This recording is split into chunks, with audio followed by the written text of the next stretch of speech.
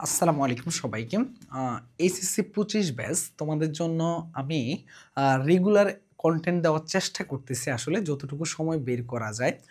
তোমাদের আসলে প্রতিনিয়ত এই যে কমেন্টগুলা করো, এগুলো আমাকে প্রতিনিয়ত উজ্জীবিত করে এবং তোমাদের জন্য আরো নতুন, নতুন কনটেন্ট তৈরি করার জন্য আমাকে অনেক আগ্রহী করে তোলে। তাই তোমাদের কাছে আমি অনেক বেশি কৃতজ্ঞ যে তোমরা এতটা অনুপ্রেরণা দিচ্ছ। এবং তোমাদের জন্য আরেকটা বিষয় একটু বলে রাখি। বিশেষ করে এইচএসসি ২৫ ব্যাচ তোমাদের এখন একমাত্র টার্গেট হলো এইচএসসি পরীক্ষা। তোমাদের কোনো টার্গেট কোনো অ্যাডমিশন না ভাইয়া। তুমি কি মেডিকেলের প্রস্তুতি নিবা যে তোমার বায়োলজি পড়া লাগবে ভালো করে, নাকি তুমি ভার্সিটি প্রস্তুতি নিবা, নাকি তুমি ইঞ্জিনিয়ারিং প্রস্তুতি নিবা যেখানে আমার ইঞ্জিনিয়ারিং প্রস্তুতি নিলে বায়োলজি পড়া লাগবে না। এগুলা এখন চিন্তা করার বিষয় না। তুমি যেটারই প্রস্তুতি নাও না কেন, দিন শেষে তোমার টার্গেট এখন শুধুমাত্র হবে এইচএসসির বায়োলজিতে এ প্লাস ভাইয়া। এখন কথা হলো যে ভাইয়া, তো এখন আমি একটু বলি তোমাদের সময়টা। এখন বাজে রাত ৪টা ৮। এখন বাজে রাত ৪টা ৮। এই যে তোমাদের জন্য এই ৪টা ৮-এ আমি এইখানে আসছি মেবি ১টা ৩০ অর ১টা ৪০ এরকম একটা টাইমের মধ্যে এখানে বসছি আমি এই কনটেন্টটা তোমাদের জন্য রেডি করব বলে। তো এইটার পিছনে আমাকে একটা হিউজ সময় দিয়ে আমার কাছে মনে হলো যে এখন তোমাকে আমার এটা দেওয়ার সময়। আগে তো আমাকে জানা লাগে যে কোন জিনিসগুলোতে আসলে ভালো মতো এনালাইসিস করা লাগে আমাকে। সেই জিনিসগুলোকে তোমার কাছে আউটপুট দেওয়ার জন্য আমাকে নিজেকে আগে স্টাডি করা, একদম ভালো মতো এনালাইসিস করা লাগে। তো এই যে এখন ভিডিওটা করতেছি ৪টা ৮-এ, তো ইনশাল্লাহ যতটুকু পারবো তোমাদেরকে এইভাবে সাপোর্ট যতভাবে সম্ভব দেওয়ার চেষ্টা করব, আমি সর্বোচ্চটুকু দেওয়ার চেষ্টা করব, ঠিক আছে? এবং তোমাদের খুশির সংবাদ হলো যে আমি যে কথা দিছিলাম যে এমসিকিউ, আমাদের ওয়ান শট এমসিকিউ রেকর্ড করা, এটা আলহামদুলিল্লাহ আমরা শুরু করতে চাচ্ছি, অলরেডি শুরু হয়েই যাচ্ছে। তার কারণে তোমরা খুব দ্রুত হয়তোবা দেখতে পাবে। এবং তোমাদের প্রথম কমেন্টে আমি কিন্তু গ্রুপের লিঙ্কটা দিয়ে দিব, যে গ্রুপে তোমার সকল আপডেট পাবে এবং এই ইউটিউবের মধ্যে তোমাদের জন্য এমন এমন কন্টেন্ট রেডি রাখবো এবং তোমাদের জন্য এই ক্লাসগুলো আপলোড দিব। তোমরা সবচেয়ে বেশি উপকৃত হবে, এইটুকু আমি বিশ্বাস করি। এবং আলহামদুলিল্লাহ এটা গতানুগতিক দ্বারার আমাদের ওয়ান শট এমসিকিউ হবে না। আমি এইটুকু তোমাকে নিশ্চিত করবো, তুমি শুধু এই ওয়ান শট এমসিকিউ ক্লাসগুলো করো ভাইয়া। তোমাকে এইচএসসিতে এ প্লাস পাওয়ার জন্য তুমি তো সিকিউর জন্য সবভাবে প্রস্তুতি নিচ্ছ। এমসিকিউর পুরো ২৫ পাওয়ানোর দায়িত্ব যতভাবে যত কিছু করা সম্ভব আমরা আমরা করব, ঠিক আছে ভাইয়া? আশা করি বুঝতে পারছো। এখন আমার কথা হলো যে তুমি যদি মেডিকেলের প্রস্তুতি নাও ভাইয়া, তুমি যদি ইঞ্জিনিয়ারিং প্রস্তুতি নাও, তুমি যদি ভার্সিটি প্রস্তুতি নাও, এটা আমার দেখার বিষয় না ভাইয়া। তোমার দরকার এসএসসিতে এ প্লাস। এখন ভাইয়া দেখো, এখানে মার্কও কোনো তেমন কিছু ম্যাটার করে না। কেন ভাইয়া? কারণ আমার বুয়েট কখনো বায়োলজিতে কত মার্ক পেয়েছো সেটা দেখবে না ভাইয়া। তোমার মেডিকেল কখনো তুমি বায়োলজিতে কত পেয়েছো সেটা দেখবে না। তাদের এখানে যেটা মার্ক লাগে সেটা হলো জিপিএ মার্কটা। তার মানে আমাকে জিপিএতে এসএসসিতে এ প্লাস লাগবে, তার জন্য আমাকে বায়োলজিতে সবচেয়ে বড় কিন্তু এ প্লাস পেতে হেল্প করবে। তার মানে আমাকে বায়োলজিতে আগে এ প্লাসটা নিশ্চিত করা লাগবে। আগে আমার এসএসসি শেষ হোক, তারপর আমি অ্যাডমিশন নিয়ে হাজারটা কিছু চিন্তা করব। আমি অ্যাডমিশনে গিয়ে একদম পুরো দিন রাত একদম খুব দিয়ে সবার, মানে আমি যে পিছনে ছিলাম সেটাকে আমি ওভারকাম করে তাদের চেয়ে এগিয়ে যাবো। হ্যাঁ যাও, কোনো সমস্যা নেই। আগে তোমাকে এই প্লাসটা নিশ্চিত করা লাগবে। এখন তোমাকে খুব সুন্দর করে গুছানো হইতে বুদ্ধিমানের মতো করে পড়ে এই প্লাসটা নিশ্চিত করা লাগবে। চলো আমি শুরু করি কথা না বাড়িয়ে।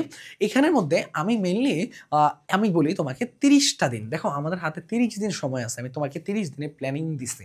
তোমার কাছে মনে হতে পারে ভাইয়া ৭ দিনের মধ্যে শেষ হয়ে যাবে। ৭ দিন আসলে এই ৭ দিন বলতে গেলে তুমি দেখো ৩০কে ৪ দিয়ে ভাগ করলে তুমি যদি main physics, chemistry, math, biology main ৪টা সাবজেক্টকে নিয়ে চিন্তা করো, তাহলে প্রত্যেক সাবজেক্টের পিছনে মোটামুটি তুমি ৭ দিন করে সময় পাচ্ছ ভাইয়া। তার মানে তুমি যদি আমার ৩০ দিনের লাস্ট যে রুটিন প্ল্যানিংটা দিছি, ওইখানে তুমি যে বায়োলজি যে পোর্শনগুলো আমাদের রাখা হয়েছে, ওই টাইমটা যদি ৩০ দিনের হিসাবে আনো, মানে তুমি যদি একটু হিসাব করো তোমার পরীক্ষার আগ পর্যন্ত, তুমি মোটামুটি সারাদিন যদি বায়োলজি পড়ো, সেই ক্ষেত্রে তোমাকে ৭ দিন সময় দিলে যেই আউটপুটটা আসতো, ধরো আমি কখনো সারাদিন পড়াতে বা একটা সাবজেক্ট সারাদিন পড়াতে বা টানা ৭ দিন তুমি বায়োলজি পড়বে, এটা আমি কখনো সাজেস্ট করবো না। তোমাকে আমি যে রুটিনটা দিছিলাম যেটা মেনটেন করার জন্য, ওইখানে দেখো তোমার এই যে মানে সব সাবজেক্ট পড়ার সাথে বায়োলজির ক্ষেত্রে ৭ দিন থাকতেছে, তোমার ফিজিক্সের ক্ষেত্রে ৭ দিন, কেমিস্ট্রির ক্ষেত্রে ৭ দিন এবং তোমার হলো যে ম্যাথের ক্ষেত্রে ৭ দিন। মানে প্রত্যেকটা সাবজেক্টের ক্ষেত্রে ৩০ দিনকে ভাগ করলে ৭ দিন পাচ্ছ। ওই ৭ দিনকে আমি বোঝাতে চাচ্ছি। এবং তুমি যদি ভালো মতো, এখানে আমি ৩টা টেকনিক নিয়ে মিলিয়ে কথা বলবো, এই ৩টা টেকনিক ভালো মতো ফলো করো এবং তুমি যদি ওই যে বললাম যে তোমাকে এইচএসসিতে বায়োলজিতে এ প্লাস পাওয়াতে ইনশাল্লাহ কেউ ঠেকাতে পারবে না। এবং আরেকটা ব্যাপার হলো যে বায়োলজিতে অন্যান্য সাবজেক্টের তুলনায় এ প্লাসটা সহজ। কেন সহজ এটা আমি ব্যাখ্যা করবো একটু পরে। চলো ভাই শুরু করি। প্রথমত বায়োলজি ফার্স্ট পেপার এখানে যে চ্যাপ্টারগুলো এবং বায়োলজি সেকেন্ড পেপার এখানে যে চ্যাপ্টারগুলো, দুইটা চ্যাপ্টার আমি লিখে ফেলছি। তো বায়োলজি ফার্স্ট পেপারে একটু যদি খেয়াল করে দেখো ভাইয়া, কোষ ও কোষের গঠন আছে, কোষ বিভাজন আছে, অণুজীব আছে, নগ্নবীজি আবৃতবীজি আছে, টিস্যু তন্ত্র আছে, উদ্ভিদশালী তত্ত্ব আছে এবং জীব প্রযুক্তি আছে। এবং সেকেন্ড পেপারে অনুরূপভাবে 7টা চ্যাপ্টার আছে।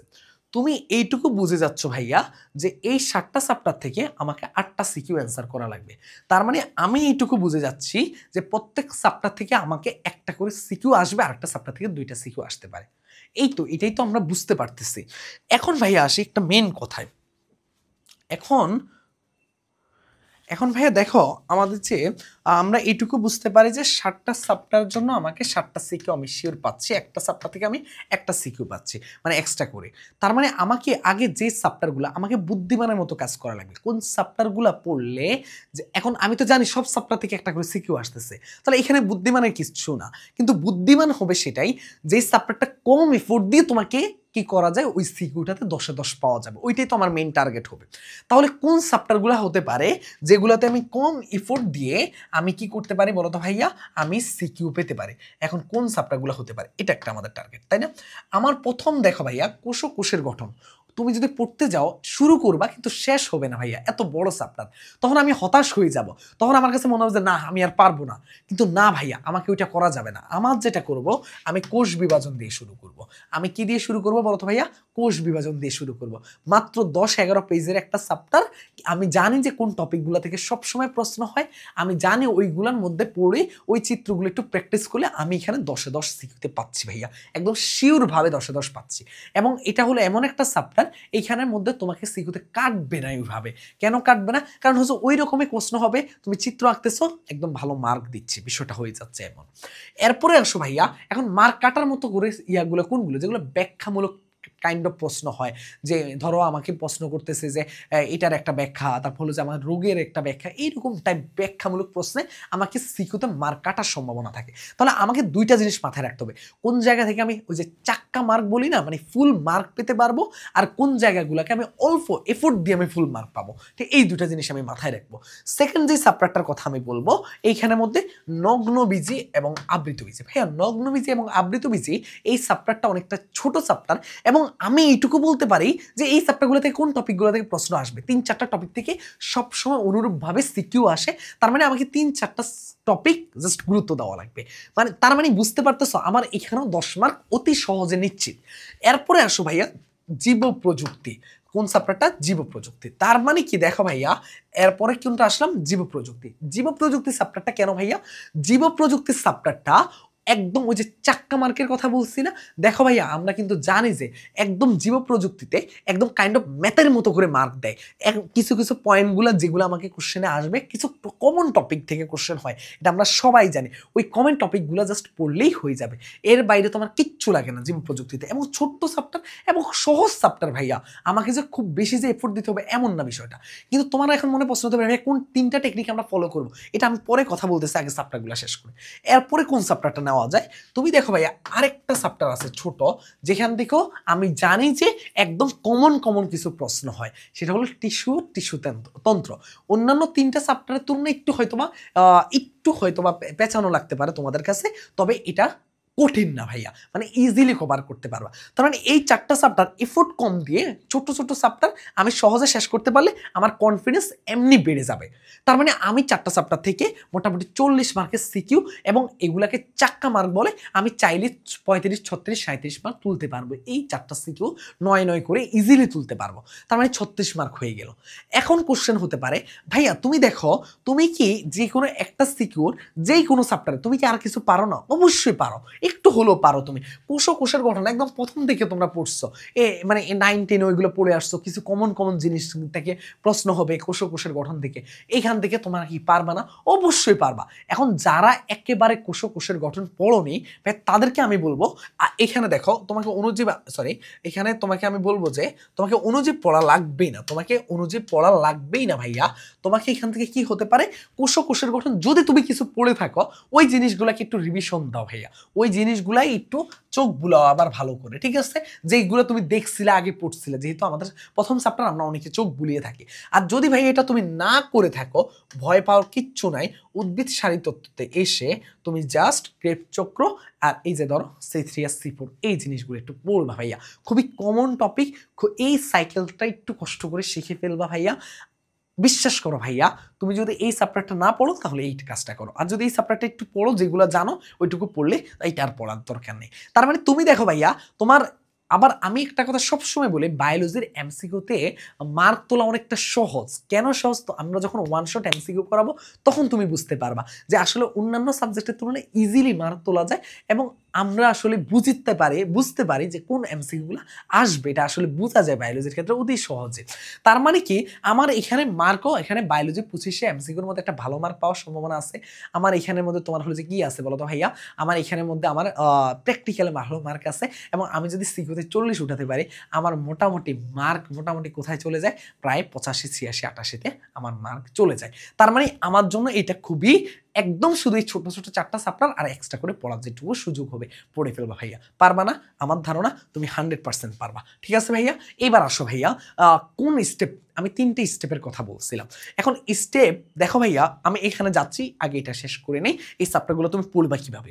তোমাকে প্রথমে দাগানো লাইনগুলো ভাইয়া, এখন দাগানো লাইনগুলো কি, এই যে আমার কাছে আমি এতক্ষণ অ্যানালাইসিস করতেছিলাম, এই যে আমার কাছে বোটানি বইটা আছে, যেমন ধরো বোটানি বইয়ের আমি যদি এই পেজটা নেই, এই পেজে দেখো দাগানো লাইনগুলো আছে। আরো সুন্দরভাবে বললে তোমাদেরকে আমি যদি দেখাই, তোমরা দাগানো লাইনগুলো কি অনেকে হয়তোবা তোমরা অনেকে দাগিয়ে নিছো, আবার অনেকে হয়তোবা ক্লাসের মধ্যে দাগিয়েছো। তার মানে একটা চ্যাপ্টারের মধ্যে কোন লাইনগুলো ইম্পর্টেন্ট, এগুলো আমরা কি করি বলতো ভাইয়া, ক্লাসের স্যার যখন বলে তখন দাগিয়ে নেই, অথবা আমাদের ফ্রেন্ডদের থেকে বই থেকে দাগিয়ে নেই। মানে দাগানো লাইনগুলো আমাকে কালেক্ট করে পড়তে হবে, এইটুকু আমাকে করতে হবে ভাইয়া। যে কোনো একটা চ্যাপ্টার পড়লে তার আগে আমাকে দাগানো লাইনগুলো, তুমি যদি বই না পড়ার চিন্তা করো তাহলে তুমি অনেক বেশি পিছিয়ে পড়বে ভাইয়া, এই ভুলটা করতে যাবা না। সেকেন্ড যে জিনিসটা করতে হবে, প্র্যাকটিস। আমরা তো করবো ভাইয়া প্র্যাকটিস, আমরা জানি, কিন্তু এটাকে আমি গুরুত্ব দিচ্ছি বায়োলজির ক্ষেত্রে। আমরা এমসিকিউ না, সিকিউটা প্র্যাকটিস করা লাগবে আগে। সিকিউটা আমরা কি করব, প্র্যাকটিস করব। এখন থার্ড স্টেপে আমি সবসময় বলি একটা কথা, তুমি বোর্ড বইয়ের অনুশীলনের এমসিকিউগুলোও সলভ করবে, এই কাজটা করবে ভাইয়া। এখানে এই প্র্যাকটিসের ক্ষেত্রে একটা পয়েন্ট আসে, সেটা হলো যে তোমাকে যে কাজটা করতে হবে, বৈশিষ্ট্য, ছক, পার্থক্য এবং শনাক্তকারী যে বৈশিষ্ট্যগুলো, এগুলোকে একটু গুরুত্ব দিয়ে পড়া লাগবে, ঠিক আছে? এবং আরেকটা কাজ করতে হবে, বইয়ের যে বোর্ডের যে এমসিকিউগুলো থাকে অনুশীলনীতে, ওই এমসিকিউগুলো সলভ করবে। এগুলো তুমি বলবো যে ভাই আমরা তো এমনি সলভ করতা, কিন্তু বইয়ের গুলাকে একটু আলাদা করে গুরুত্ব দিবে, কাজে দিবে। বুঝতে পারছো ভাইয়া? এই 3টে স্টেপ একটু ফলো করো, তাহলেই হবে। আর কিচ্ছু লাগবে না একটা চ্যাপ্টার থেকে, সব লাইনও পড়া লাগবে না। এই 4টা চ্যাপ্টারের মধ্যে দাগানো লাইনগুলো পড়ো, ম্যাক্সিমাম জিনিস কমন পেয়ে যাবে ইনশাল্লাহ। এবার আসি আমরা বায়োলজির সেকেন্ড পেপারের মধ্যে, ঠিক আছে ভাইয়া? এবার আসবো আমরা কোথায়, বায়োলজির সেকেন্ড পেপারের মধ্যে। চলো আমরা শুরু করি।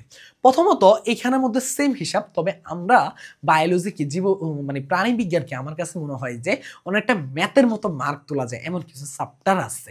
তাহলে কোন কোন চ্যাপ্টারগুলো, চলো শুরু করি। তুমি দেখো ভাইয়া, আমরা প্রাণীর বিভিন্নতা শ্রেণীবিন্যাস সবাই সবাই সবাই জানি এই চ্যাপ্টারটা। এই চ্যাপ্টারটা থেকে মানে আমরা এটাও তো বোঝা যাচ্ছে 7টা চ্যাপ্টার থেকে 7টা সিকিউ আসতেছে, আর কোনো একটা চ্যাপ্টার থেকে একটা সিকিউ বেশি আসবে। সেটা প্রাণী বিভিন্নতা শ্রেণীবিন্যাস হতে পারে, প্রাণী পরিচিতি হতে পারে, একটা না একটা চ্যাপ্টার থেকে হবে। এটা নিয়ে আমার টেনশন করা কিচ্ছু না। আমার টেনশন করার বিষয় হলো যে আমার প্রাণীর বিভিন্নতা শ্রেণীবিন্যাস আমরা একটু হলেও পারি, পড়ছি, এই চ্যাপ্টারটাকে আমরা পড়বো, এখান থেকে 2টা সিকিউ হয়েও যেতে পারে। তার মানে কি, আমাকে এই সিকিউটা, এখন এখানের মধ্যে বৈশিষ্ট্যগুলো যে ভালো মতো পড়বে, উদাহরণগুলো যে ভালো মতো পারে এবং একটু চিত্র যে পারে, সে কিন্তু 10-এ 10 ইজিলি তুলতে পারবে। ঠিক আছে ভাইয়া? এরপরে আসো ভাইয়া, আজান দিচ্ছে, আমি একটু পজ করব, তারপর আমি আসতেছি। ওকে, আমরা যেখানে ছিলাম আর কি, আজান শেষ হয়ে গেছে। তো আমার এখানে প্রাণীর বিভিন্নতা শ্রেণীবিন্যাস আমার জন্য অনেক বড় ট্রাম কার্ড, এই জন্য আমি এই চ্যাপ্টারটাকে রাখবো। এরপর একটু তোমাকে বলি ভাইয়া, তুমি পরিপাক ও শোষণ ভাইয়া খুবই সহজ একটা চ্যাপ্টার, যদি একটু বুঝতে পারো ভাইয়া, জাস্ট একটু বোঝার চেষ্টা করো। তুমি যদি পরিপাক ও শ্বসন একটু বুঝতে পারো, এই চ্যাপ্টারটা ছোট এবং সহজে তুমি ইজিলি তুমি কি করতে পারবা, কভার করতে পারবা।